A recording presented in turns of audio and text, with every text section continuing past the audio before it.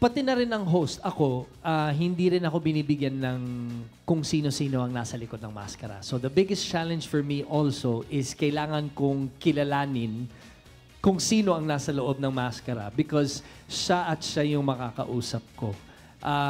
Kaya that I guess is my biggest challenge lang for me. And also, kung paano kung ititigil magsalita si Arthur Neri kasi ang daldal niya po dito sa Masked Singer Season 3. Kaya yun yung challenging point po dito. Yun Can I lang. just say?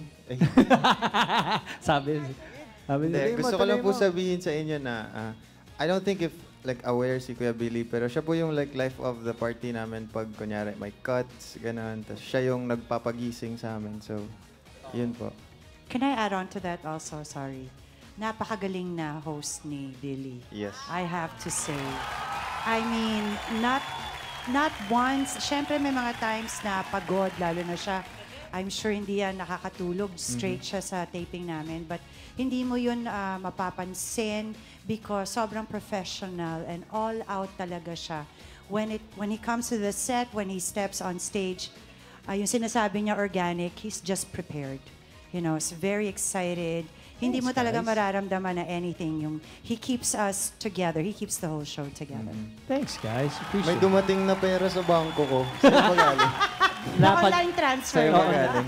Ayun, sent na, bro. Said na, okay na. Sir Billy, parang naiiyak ka sa sinabi ni Miss Pops. No, Totoo yun, totoo yun. that's actually what gives me strength to actually do better at my job is yung suportahan lang naman tong trabahong to eh.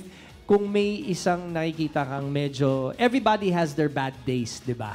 Pagising mo ng umaga, hindi naman maganda ang araw mo kaagad-agad eh, no? Pero just by staying positive, it keeps everybody positive around you. And it just, nakakahawa lang siya. So kung si Daddy Jano magpapatawa, di ba, sasakyan ko na rin. So everybody has the same energy and just feeds off of each other. Yun, it just, gumagaang lang yung trabaho. And hello, I've been doing this for more than 30 years. So I think nagpapasalamat lang ako na gumagaang at gumagaang yung trabaho ko kasama ng mga talented and amazing performers na katabi ko rin.